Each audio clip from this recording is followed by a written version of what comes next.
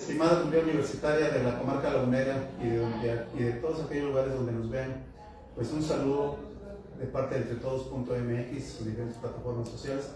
Y bueno, pues con esta entrevista que estamos haciendo lo posible porque cada semana haya un diálogo con autoridades universitarias. Y bueno, en este caso nos encontramos en la Universidad Iberoamericana, Torreón, en donde la verdad yo muy contento de estar en un espacio que en diciembre pasado fue inaugurado y nos encontramos pues con el rector. Maestro Luis, pues mucho gusto saludarlo. Un placer. Y gracias por recibirnos también. Encantado, bienvenidos y bienvenidas. Ahorita, instantes antes de empezar, platicamos acerca de que viene ya su cuarto informe.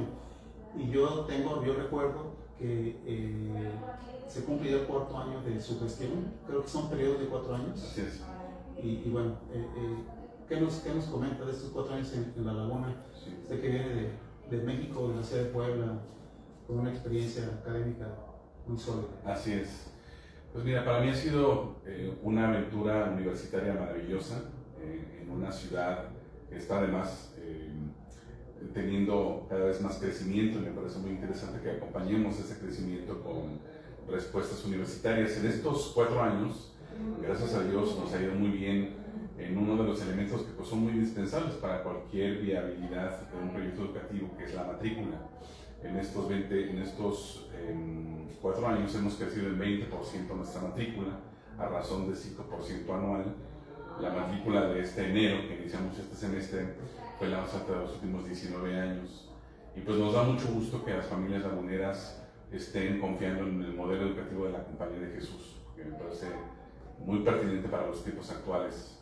Y pues con ello, es decir, con un aumento de estudiantes, con una matrícula muy robusta, pues hemos querido que el campus vaya siendo un ambiente de aprendizaje, un ambiente cómodo y un ambiente también en el que ellos puedan disfrutar y al mismo tiempo aprender. Y por eso este espacio en donde estamos haciendo la entrevista, que es la nueva biblioteca, pues da cuenta de ello, un espacio moderno, flexible, estético, que facilite también los encuentros, como aquí al lado, el encuentro entre estudiantes y profesores, la colaboración, la construcción del conocimiento conjunto. Estamos muy contentos con lo que ha supuesto esta nueva biblioteca. Aparte, un crecimiento notable y notorio en 43 años. Muy notable, como te decía, estamos rompiendo récords de matrícula de los últimos 20 años y nos da mucho gusto porque después de la pandemia los proyectos educativos de gestión privada, sin duda, pues hemos tenido interpelaciones, ¿no? Varios proyectos han cerrado después de la pandemia, algunos otros han disminuido sus matrículas, porque las familias después de la pandemia quedaron pues evidentemente tocadas en términos económicos, algunos negocios de los padres de familia cerraron, es decir, la pandemia hizo estragos muy importantes y creo que por ello nosotros pues tenemos una condición muy favorable justo después de la pandemia, estamos creciendo y creciendo mucho, atípicamente. Y eso obviamente nos da y nos otorga un enorme compromiso y responsabilidad, porque no solamente es crecer por crecer, obviamente, sino se trata de acompañar a estos alumnos que han confiado en la universidad en nuestro modelo que llamamos de formación integral. Y aparte con una oferta académica que sigue siendo variada o diversa, Sí. O a los tiempos. Sí, porque hicimos 2 cosas. Las 16 licenciaturas que tenemos desde hace ya varios años, todas las actualizamos. Hicimos un proceso que llamamos Planes Loyola, en honor al fundador de los jesuitas, Ignacio de Loyola. Y los planes de Loyola son planes que contemplan flexibilidad, practicidad, aprendizaje situado, relación teoría-práctica, muchas salidas del aula, aprender fuera de la universidad. Son planes que les llamamos constructivistas, es decir, buscamos que los planes de estudio jamás permitan que los estudiantes en el primer trabajo digan yo no vi esto en la universidad, que nos tocó a muchos hace muchos años. Los estudiantes tienen que estar en contacto con lo que es la realidad desde que están en el primer semestre, segundo, desde el principio, y a eso nos hemos abocado. Y una segunda pista ha sido crear nuevas licenciaturas, aparte de estas 16. Este año particularmente, para agosto, estamos seguros que vamos a tener generaciones para 4 nuevas licenciaturas, que son 2 ingenierías, ingeniería de negocios, ingeniería logística, y 2 licenciaturas en sociales. Ciencias Políticas y Gestión Pública, Relaciones Internacionales e Idiomas. 2 ingenierías, 2 ciencias sociales.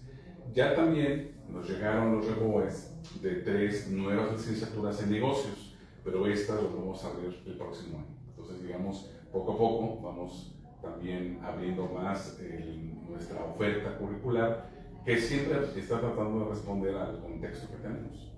Alguna vez, platicando con un rector de una institución privada, ya no está él aquí, creo que hizo un muy buen papel en la institución que le tocó, y alguna vez le pregunté, le comenté, le digo, ¿por qué razón, al menos en relación a otras regiones del país, o a la capital del país, o a las universidades más grandes, sí, digo, ¿por qué en algunos los rectores no participan más de la vida social y política de la región? Y todavía no llega a usted, sí, pero cuando llega, y lo he comentado en diversas personas o áreas donde me ha tocado estar, el rector de Rivera es una persona más pensante, más crítica y más decidida de participar, sí, en el vínculo universidad social, universidad iniciativa privada. Así es. Y está opinando sobre problemas sociales. Así es. Yo creo que eso en lo personal yo lo aprecio mucho, porque la universidad, como decía Carpizo MacGregor en su momento, es el último reducto con ciencia crítica de la sociedad. Sí, fíjate que yo lo digo así, la universidad puede ser el último grito civilizatorio a través del cual podamos decir, ¿quién más va a poder decir esto no es correcto? O esto es correcto, aunque eso no sea lo que prevalezca. Es decir, normalmente la sociedad se va acomodando a las hegemonías, es decir, a lo que más cree la gente que es normal. Pero sin embargo, para eso están las universidades desde mi punto de vista, justo para tener el juicio crítico, pensamiento alternativo, capacidad para poder ver lo que no debe ser, lo que no es correcto con respecto a la humanidad, la dignidad humana. Y justo estamos en ese contexto, en un contexto en donde parece que incluso la democracia, que había sido más consolidada en el mundo, pues ahora está haciendo un retroceso impresionante en términos del Estado de Derecho, y donde pareciera que la ley más fuerte es la única ley que vale.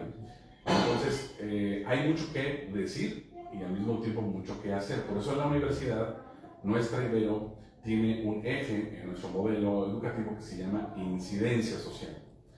Y ese eje es un eje que sin él no podríamos ser universidad jesuita. La universidad jesuita se entiende como necesaria para plantearle al contexto en el que se encuentra respuestas afirmativas, civilizatorias, humanas, humanistas. Y por eso pues, nos hemos metido en el tema del agua, nos hemos metido en el tema del cáncer de piel, con los rayos ultravioleta de la laguna, nos hemos metido a acompañar ahora que desgraciadamente una vez más Techitlán nos demuestra que este país es un país de víctimas, de desaparecidos y desaparecidas. Estamos acompañando a estos colectivos, estamos acompañando a las madres que han perdido a sus hijas por feminicidio, estamos acompañando la agenda de paz que la Compañía de Jesús ha planteado para todo el país. Esa es la universidad jesuita, pero no lo hacemos ni como ONG, ni como gobierno, ni como lo que no somos, lo hacemos como universidad, desde la universidad, con la ciencia de la mano. ¿Y con los migrantes?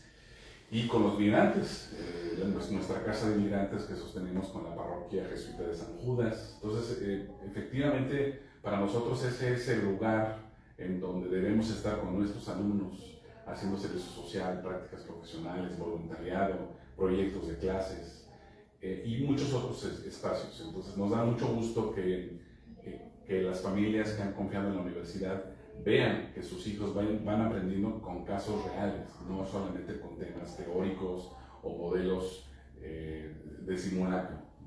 La realidad es tan llena de casos por resolver que eso es parte, digamos, de los insumos educativos de la universidad. La Universidad Ibero, bueno, el sistema jesuita, pues se basa también en el Evangelio. Sí. Un evangelio para la economía, para lo social, para lo político. Mira, para nosotros es muy importante en un contexto de lo que podríamos llamar cultura católica. Es decir, México sigue siendo predominantemente católico, América Latina sigue siendo predominantemente católica. Sin embargo, en mi apreciación crítica, observo que lo que hay, cuando se dice católico, lo que hay es mucha práctica religiosa. pero poca ética cristiana. Entonces, la universidad jesuita apuesta para que quienes se llamen o se digan católicos tengan una fe madura, no una fe infantil. ¿Qué se entiende por fe infantil?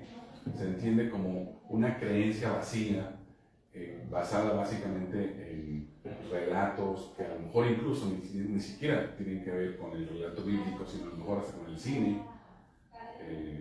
Y por otro lado, una fe madura siempre va a pedir a quienes tenemos la fe en Jesús compromiso social. No puede ser de otra manera, porque el cristianismo es una religión histórica y el seguimiento de Jesús es un seguimiento para ser samaritanos.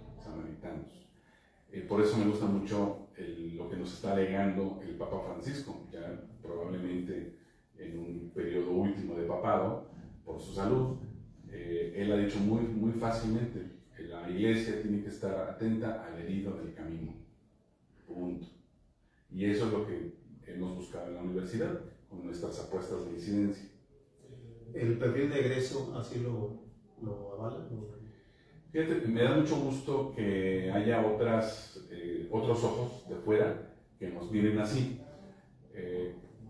La sorpresa mayúscula que yo he tenido en estos años aquí es cuando diversos hospitales, diversos directores de hospitales me buscaron para que la universidad valorara abrir medicina, que no ha sido una opción en la Compañía de Jesús en México. En otros lugares sí, en México no. Así fue la historia. Y lo que me llama la atención es que esos ojos externos me decían, es que nosotros vemos que el egreso de ustedes, que los egresados de ustedes tienen, me decían así, habilidades blandas, perfil humanista, les interesa el ser humano, y nosotros necesitamos que vengan cada vez más estudiantes a nuestros hospitales con ese perfil, porque no lo estamos viendo de otro lado. Entonces me encantó, tan solo por esa posibilidad, que me hicieran una retroalimentación de lo que están viendo en términos del egreso, siendo que además, pues ellos están más en el ámbito de la medicina, ¿verdad? Evidentemente, y que no es nuestro giro. Así que, digamos, me dio mucho gusto ver que en distintos campos de la realidad se aprecia nuestro perfil de egreso. Nosotros tenemos un perfil de egreso muy exigente, y evidentemente ese perfil de egreso, al ser muy exigente, nosotros pensamos que siempre tenemos que reforzarlo, porque nosotros queremos tener alumnos con 4 Cs, ¿no? Alumnos competentes, conscientes, compasivos y comprometidos. Son las 4 Cs de todas las universidades jesuitas de todo el mundo. En eso nos unimos todas. Es un perfil de egreso muy aspiracional, pero para eso estamos aquí y eso es lo que queremos hacer. Y la planta docente obviamente va de la mano con todo eso. Siempre es un tema, ¿verdad? Porque los profesores en México y en América Latina muchas veces consideran el estar en clases o en dar clases como un trabajo, más que como una vocación o más que como la posibilidad de trascender.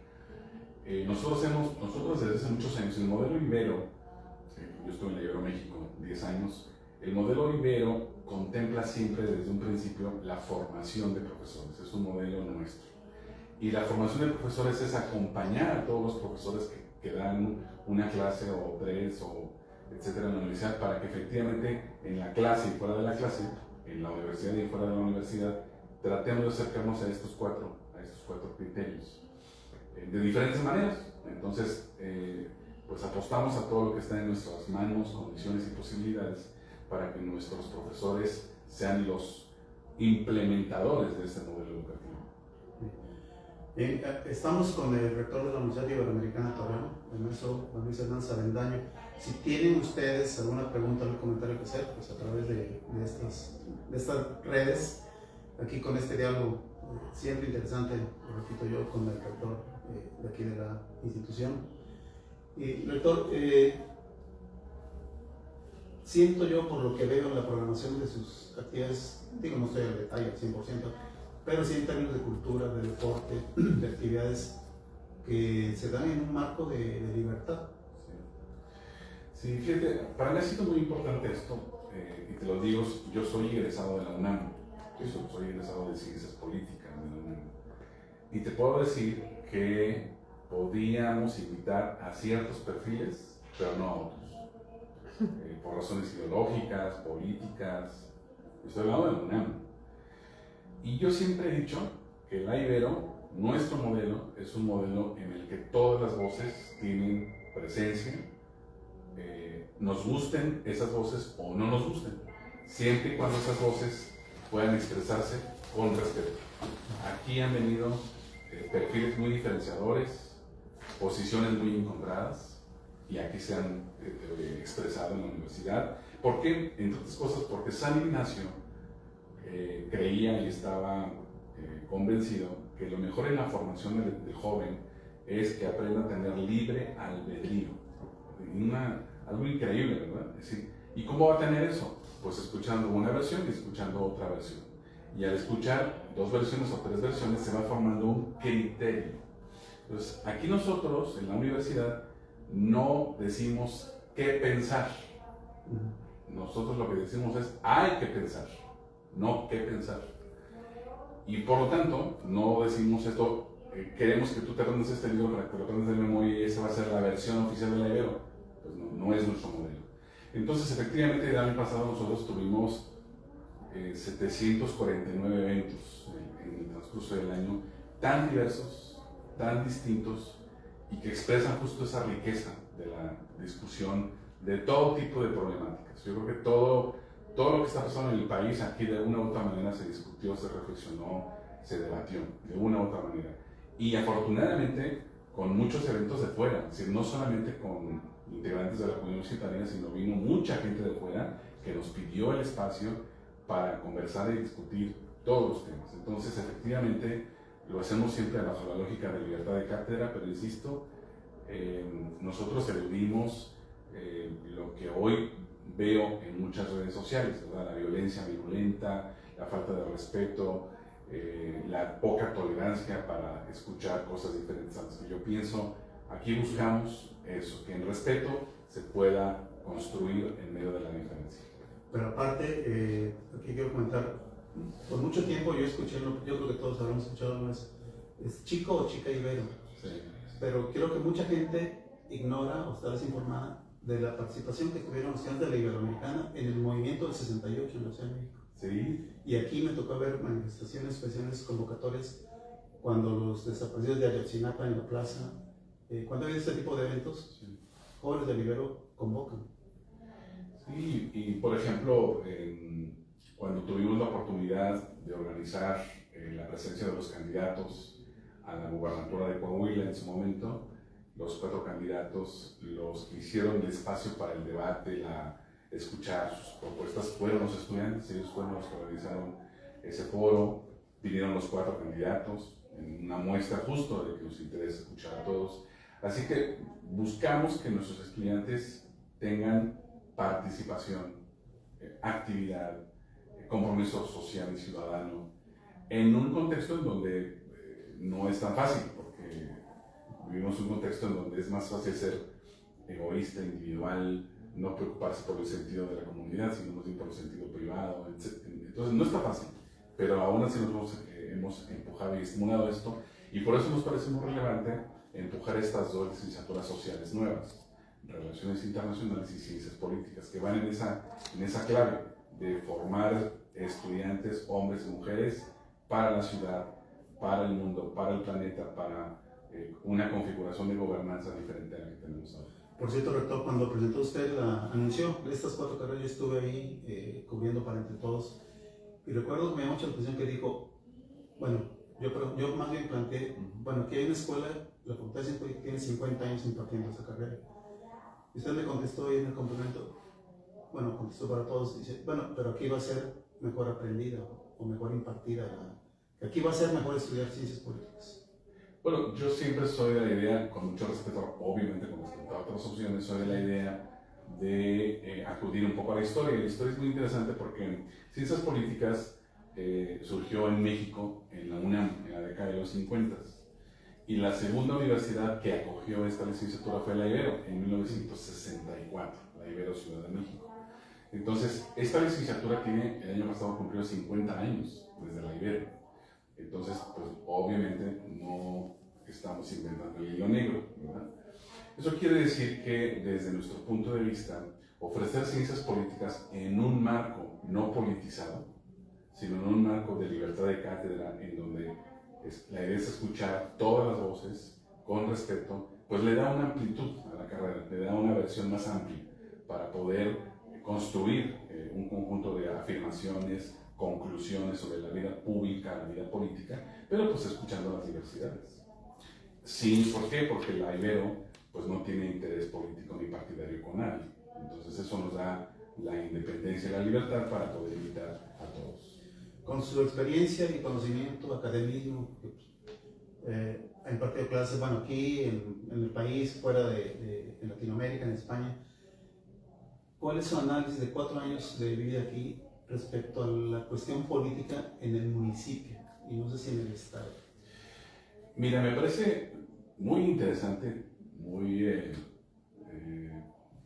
digamos, de una fenomenología sociopolítica interesante, que Coahuila sea en este momento el único lugar, el único estado que no ha tenido alternancia en todo el país, es el único estado que no ha tenido alternancia. Pero lo que me parece interesante es que al mismo tiempo, en estos últimos 10 años, probablemente, un poquito más a lo mejor, es uno de los lugares, uno de los territorios más seguros de México. Entonces es muy interesante porque a lo mejor lo que podemos decir es deseable la alternancia política, pesos y contrapesos. Pero es tan compleja la realidad política y la realidad social que, por otro lado, yo viniendo justo del centro del país, en donde me ha tocado ver pues justo esta fenomenología de los territorios tomados por el crimen organizado, el hecho de que aquí vivamos en un entorno en donde no sucede eso, pues eso es de agradecerse en términos de bien público. Entonces, ¿por qué? Pues porque evidentemente hoy en México la seguridad se ha convertido prácticamente en el bien público número 1, después de ver todo lo que está pasando con lo que podemos llamar territorios gobernados por crimen organizado. Entonces, a mí me parece muy loable, digamos en este caso, el partido que gobierna Coahuila esté haciendo capital político con la seguridad, y me parece bien. Es decir, si ese es su capital político, pues qué bueno que lo ha aprovechado y qué bueno que está significando un bien público para quienes vivimos en este territorio. Y de alguna manera lo que ocurrió, porque además aquí me parece que el fenómeno es doblemente interesante, porque ya hubo violencia en esta región, porque hubo años en donde también aquí ocurrió lo que ahora pasa en Guerrero, en Sinaloa, en Michoacán. Entonces, esta experiencia aprendida y que le ha dado vuelta a lo que fue en su momento, pues es básicamente, además que ha sido un estudio, un caso de estudio ya muy estudiado por varios expertos y especialistas, pues me parece muy interesante incluso para otras regiones del país. Entonces, digamos, sociológicamente hablando, políticamente hablando, me parece muy interesante que en esta parte de México estemos en esta condición de isla de seguridad, y lo que quiere decir que en un país tan complejo como el nuestro, los poderes locales son muy importantes, son muy relevantes y pueden hacer la diferencia con otras entidades. No todo lo puede resolver el gobierno federal. Somos muy presidencialistas, creemos que el presidente o la presidenta tiene la vara mágica para arreglar todo el país, y lo vemos, no es así. Yo siempre he creído, yo siempre he sido municipalista, y por lo tanto, para mí la clave es lo que sucede a nivel local, porque mucha parte de la vida cotidiana nuestra no la decide la presidenta, la decide el gobierno local y el gobierno estatal. Entonces son muy relevantes, son muy importantes, y en esa medida tendríamos que ocuparnos más de los gobiernos locales, pero a la gente le interesa más a quién elegimos de presidente, y creo que eso tendríamos que irlo cambiando. Y así rápidamente, ahorita que sea presidenta, ¿qué opinión le merece la presidenta Sheinbaum? Mira, me parece que no habíamos tenido un perfil científico de quien ocupara el Ejecutivo Federal. Obviamente no había la primera mujer que ocupa la presidencia, y obviamente eso tiene implicaciones, porque me parece que son sensibilidades y apuestas diferentes de política pública. Además, a diferencia del López Obrador, ella no viene del PRI, entonces digamos, tiene otra historia completamente diferente. No pueden ser tan diferentes Claudia Sheinbaum de López Obrador en todos los sentidos. Yo pienso que Claudia está haciendo algo muy importante que no hizo López Obrador, y es sí ocuparse del problema de la seguridad. Es decir, sí es muy notable la diferencia entre abrazos no balazos y lo que ahora está ocurriendo con intervenir en territorios, plantear una estrategia de seguridad digamos, muy clara de intervención territorial. Y además, por si fuera poco, no tiene de otra, porque la presión de Trump en torno a considerar a los cárteles como terroristas va a obligar al gobierno mexicano a empujar localmente, quitarle al crimen organizado territorios que gobiernan. Eso sí o sí va a tener que hacerlo. Entonces a mí me parece que por lo pronto en esa dimensión la veo con más fuelle para poder hacerlo. Considero que tiene un problema, que es que está enfrentando todavía cortos de poder heredados que no termina por controlar, que no termina todavía por tener el control total de ello. Pues ahí está el Congreso para empezar. Hay algunas iniciativas que ha querido hacer, por ejemplo la famosa iniciativa del nepotismo que querían para el 27 y lo aventaron para el 30. Entonces, digamos, está haciendo esfuerzos importantes por tener, me parece, una presidencia más sustantiva, que efectivamente se ocupe del problema más importante de este país, pero creo que sus herencias son muy pesadas, le va a costar, pero por lo pronto me gusta más su talante serio científico. El estilo de gobernar. Me gusta más, me gusta menos, me gusta que sea menos show y como más, más seria, más firme en lo que dice y afirma. Volvemos al Ibero. ¿De qué universo hablamos? ¿Estudiantes, maestros, trabajadores? Sí. Esta primavera, este semestre de primavera, tenemos 1.566 alumnos de licenciatura y 188 de posgrado, para tener 1.741 alumnos en total. Para mí es muy importante siempre hablar también del posgrado, porque casi nos centramos en las licenciaturas y poco los posgrados. Los posgrados siempre es muy relevante la especialización. El año pasado abrimos una maestría en inteligencia de datos, que es muy necesaria y muy importante, y ahora estamos abriendo este semestre una nueva maestría en educación innovadora. Entonces ahí también vamos, en los posgrados también vamos haciendo procesos de renovación curricular. Recordando siempre que las primaveras de nuestros semestres son siempre menores que las del otoño. En otoño es la matrícula mayor. Pensamos, así como van nuestros números de admisión, pensamos que en el otoño de este 25 estaremos arañando los 2.000 alumnos en licenciatura y posgrado. Nos daría mucho gusto estar ya en esa situación. O sea, con las nuevas carreras. Con las nuevas carreras, así es. Si tuviera que corregir algo de lo que ha hecho hasta ahorita, ¿qué sería? Pues es una buena pregunta. A ver, pues mira, yo pensaría que tendría que ver a lo mejor con la rapidez de algunas decisiones. Pues es poco tiempo, 4 años. Nosotros los rectores de las universidades jesuitas tenemos uno de 4 años, y después el provincial hace una evaluación y si es positiva otorga 2 años más, que ha sido el caso ahora conmigo. Pero aún así las universidades, a diferencia de otros procesos, somos más lentas en decisiones.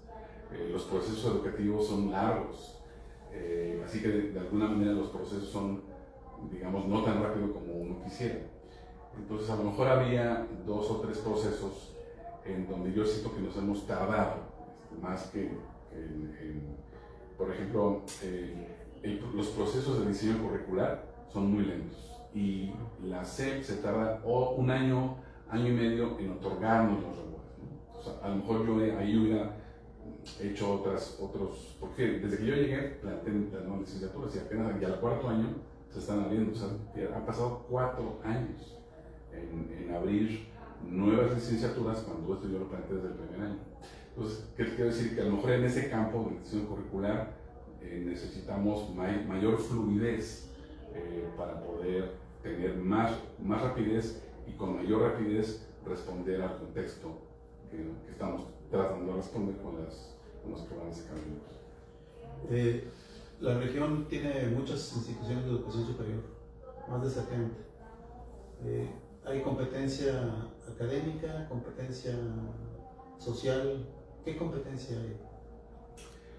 Sí, yo pensaría que particularmente pues, las universidades de gestión privada buscamos probablemente una suerte de matrículas que nos permitan la viabilidad, ¿no? de cada una de nuestras instituciones, y de alguna manera competimos en el mercado, voy a ponerlo así, entre comillas, ¿no? Pero yo he ido observando muy detenidamente que nuestras universidades o las universidades que yo creo que estamos en CIESLAG, sobre todo los que estamos en CIESLAG, que no son todas estas 70 y tantos, sino creo que las razonablemente serias que estamos en CIESLAG, yo pienso que porque somos públicas y privadas, estamos en CIESLAG, y pienso al ir viendo cada una que somos muy diferentes una de la otra, y que al mismo tiempo también atendemos sectores socioeconómicos diferentes. Entonces yo te diría que en realidad yo aprecio tendencia a la colaboración y a la cooperación más que a la competencia, porque sí claramente tenemos segmentos muy distintos. Entonces, por eso a mí me ha llamado la atención CIESLAG. CIESLAG no existe en otra parte. A mí me llamó la atención cuando llegué aquí, pues son reuniones cada mes, y ahí pues ahí está, en CIESLAG se organizan las jornadas culturales una vez al año, las jornadas deportivas, las jornadas académicas, las jornadas de investigación. Es decir, en realidad hay mucha cooperación con respecto a esto, y de alguna u otra manera hay cosas que hacemos juntos. Obviamente después cada universidad tiene sus acentos, sus prioridades, evidentemente, ¿verdad? Pero yo veo más diferenciación que homogeneidad, y por lo tanto veo menos competencia y más colaboración. ¿Algún día presidirás CIESLAG? Mira, bueno, hace 2 años me plantearon que querían que me incorporara a la mesa directiva, pero el problema es que yo tengo muchas salidas porque tenemos Ibero Saltillo, Ibero Monterrey, y luego tenemos mucha actividad de rectores en el país. Y luego, por ejemplo, ahora estaremos en Bogotá en junio con las universidades jesuitas de América Latina, y luego cada 3 años hacemos una reunión mundial con el Padre General de las 220 universidades jesuitas de todo el mundo. Entonces, eso no me permitiría estar en una instancia como esta de CIESLAG, en la que se requiere estar pues, atendiendo estas reuniones mensuales y jalando los proyectos y la colaboración. Entonces yo me disculpé con mis colegas porque no sería ser lo que dijera que sí, y después a cada rato decir no puedo estar, no puedo estar, no puedo estar. Entonces, no es serio. Para terminar, tuvieron ustedes un foro que pudimos estar aquí presentes nosotros. Vieron académicos de otras partes de América Latina, de otros países, pues incluso España, creo, Portugal, Francia. Y las entrevistas pocas que he podido hacer, porque pues es mucho querer abarcar, algo que quedó ahí entre la pregunta y la respuesta y los comentarios es la llegada de Trump, en la forma en que llegó a la Casa Blanca, ¿afecta o no afecta u obliga a algo a la universidad como institución? Sí. Mira, eventualmente puede afectarla en el sentido de que las decisiones, particularmente relacionadas con los aranceles, afecten el Producto Interno Bruto de México, y evidentemente afecten la condición económica de las familias que tienen alumnos en nuestra universidad. Entonces puede haber un efecto directo o indirecto en las condiciones económicas de algunas familias. No solo en la universidad, sino también en otros contextos. Pero digamos, hay quienes aseguran que con un 25% de aranceles, nuestro Producto Interno Bruto se caería a menos 3.5 o menos 4. Y eso, pues sí toca económicamente a México. Pero al mismo tiempo, también representa para la universidad una oportunidad para leer, interpretar qué está ocurriendo, cómo se entiende el fenómeno Trump, por qué está así, qué lo sostiene, por qué existe ese fenómeno, qué está representando de desafío global, y cómo los mexicanos podemos responder afirmativamente a eso, no solo en términos de respuesta reactiva, sino también como para pensar, bueno, pues él está justamente pegándole a un modelo de 30 años en el cual vivimos, que es el modelo de libre comercio, y ahora lo está echando para atrás. Entonces la pregunta es, ¿y nosotros no podríamos vivir también con modelos de sustitución de ese libre mercado, afirmando las condiciones de mercado local, que es lo que le está haciendo en Estados Unidos, básicamente? Entonces yo pienso que también al mismo tiempo le está planteando a México y a América Latina, pues no siempre estar siguiendo la lógica de Estados Unidos, que eso fue cuando nos metimos a los tratados de libre comercio. Entonces está siendo interesante desde mi punto de vista en términos de en qué momento nosotros vamos a valernos por nosotros mismos en términos de política de desarrollo económico. Ya se lo acaba de decir, la maestra, ¿cuál es el nombre? Es uruguaya, vino aquí con ustedes, la entrevisté, y en este tema dice, es que ¿por qué no dejamos de ver al norte? Se preocupa, dice, tenemos tanto en América Latina. Así es.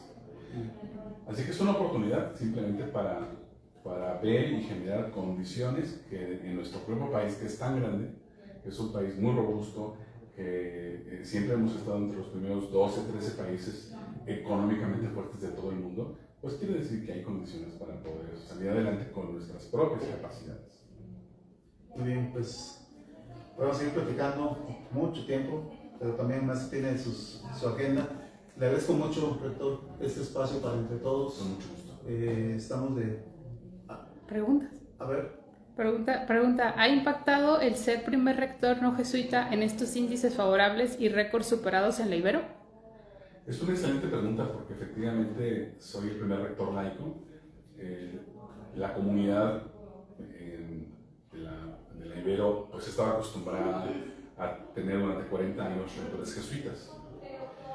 Ahora bien, yo creo que el único impacto que ha generado el que sea laico es que puedan darse cuenta también la comunidad y la opinión pública, pues que finalmente la propia Compañía de Jesús, como otras órdenes religiosas, al tener menos vocaciones, porque estamos viviendo una época de menos vocaciones religiosas, tanto para mujeres como para hombres, pues evidentemente habemos laicos y laicas formados en la espiritualidad ignaciana o la espiritualidad lasallista, o en fin, las espiritualidades que sabemos y conocemos. Y en todo caso, creo yo que puede haber un impacto positivo. Algunas personas me han dicho, es que ahora sí sabes a qué nos dedicamos nosotros, porque muchas veces los que son sacerdotes no conocen la vida cotidiana de las personas como es, ¿verdad? Evidentemente.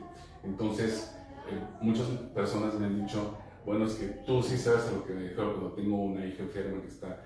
Entonces, digamos, creo que un impacto favorable es que los laicos y laicas que estamos formados en la espiritualidad nacional podemos tener un campo más completo en torno a entender la dimensión humana como es, como padre, como posibilitador de experiencias que evidentemente los jesuitas por su propia formación y por sus propios territorios no podrían tener. Entonces sí, creo que ha sido también positivo eso. Luis Hernández Avendaño, de papá y esposo, ¿cómo es? Pues mira, afortunadamente tengo una familia maravillosa que decidió acompañarme a hacer esta aventura de 15 grados de diferencia porque estábamos en Puebla. Entonces, pues entre Puebla y Torreón son 15 grados de diferencia. Entonces, el que me haya acompañado mi esposa y mis dos hijos, que ahora son adolescentes, pues para mí es una bendición porque estamos juntos aquí viviendo esta experiencia. Como padre, pues soy padre de 2 adolescentes, así que como otros padres de adolescentes, pues a veces sufrimos no la adolescencia, sino la aborrecencia. Pero bueno, pues nos toca acompañarlos. Para mí es un momento muy crucial la adolescencia y por lo tanto pues toca adecuadamente orientarlos y que tengan un futuro más prometedor. Yo pienso, lo acabo de decir en un foro, los que somos esposos tenemos la oportunidad de ser buena noticia para nuestra pareja en medio de un contexto de feminicidios. Hay muchas mujeres que desgraciadamente han muerto a manos de sus esposos, ex esposos o exnovios. Si nosotros somos esposos, podemos ser una buena noticia para nuestra esposa si la amamos y la respetamos, si ella puede decir vivo en un ambiente seguro, en una familia sana. Entonces, yo he querido hacer eso para mi familia, para mi pareja, para mi esposa.